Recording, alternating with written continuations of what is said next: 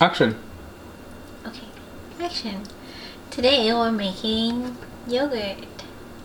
And to do that, we need milk. We have yogurt. Whole milk. What are you doing, man? And you need a stove, a heating element. You need a thermometer. We have a probe thermometer here. A whisk. And some kind of container to put the finished stuff in. And then you need some yogurt. So really it's just a very basic ratio of milk to yogurt to get that going. So you can adjust it as depending on how much you want to make. For our case today, we're going to use 650 grams of milk. And that's going to require us to add 45 grams of yogurt, but that's not until later. So the first step is to heat your milk. There's sort of a range of ways that you can do that depending on what you read. That's fine. There's like kind of a range of temperatures and times, and realistically they'll all work. It's just different results, but it's all going to be yogurt. See our blog. Megan's get ready. Yeah, more details to follow. Anyway, for right now, for us, we are going to heat our milk to about 90 degrees, and then we're going to try to maintain it around 90 degrees for about 10 minutes. Some people will do this sort of just by eye, like using visual cues of the milk to see when it's hot enough, and that will work too. People have been making yogurt for a long time, but if you want to know exactly what's going on, then you can use one of these, and we'll just keep an eye on it. And basically you just want to be stirring the milk as it heats up every so often, so you don't end up with milk burned on the bottom or too much skin forming on the top. Action.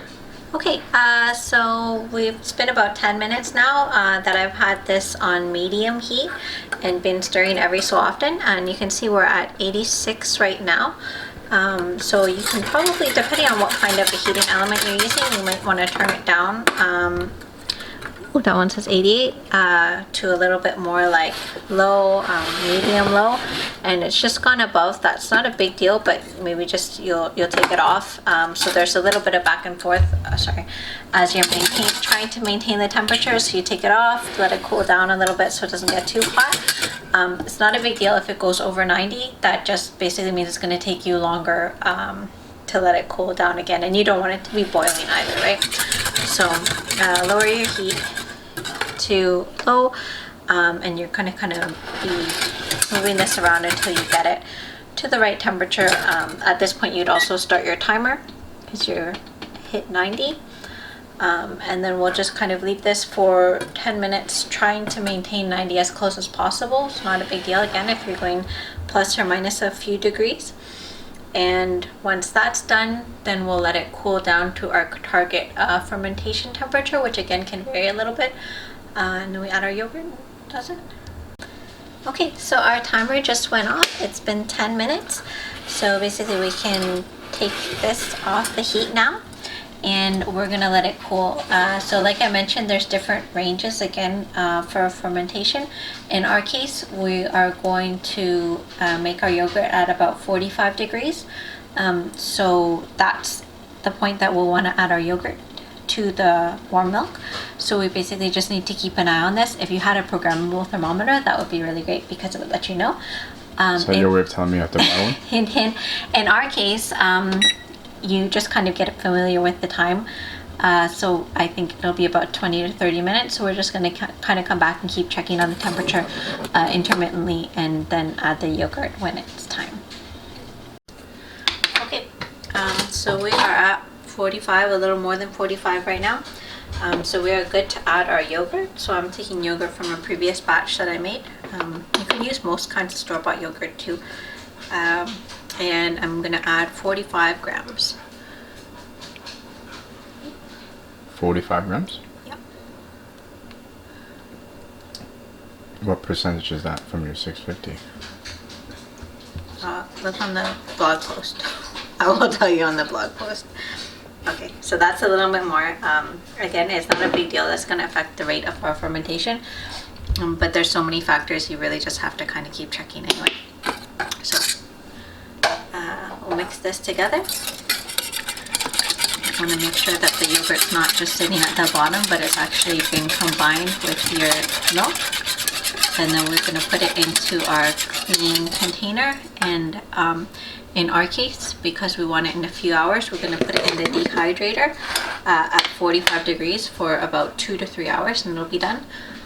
If we had more time, we can also put it in our oven with the light on, so you just want to kind of check to see what temperature you're at for that, and usually that takes about 12 hours for us.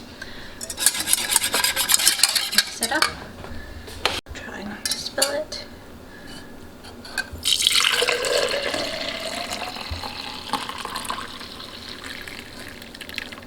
There you go.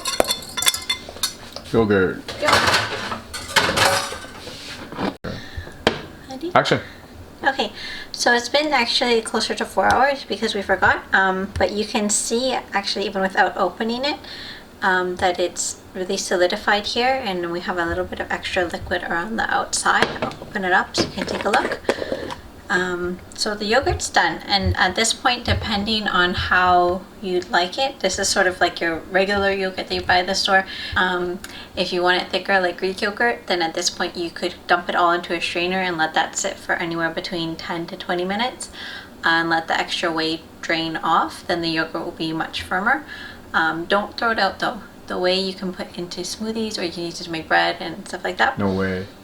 Oh gosh. Okay, anyway, and so we're good. We can put it in the fridge. Okay, bye. Bye.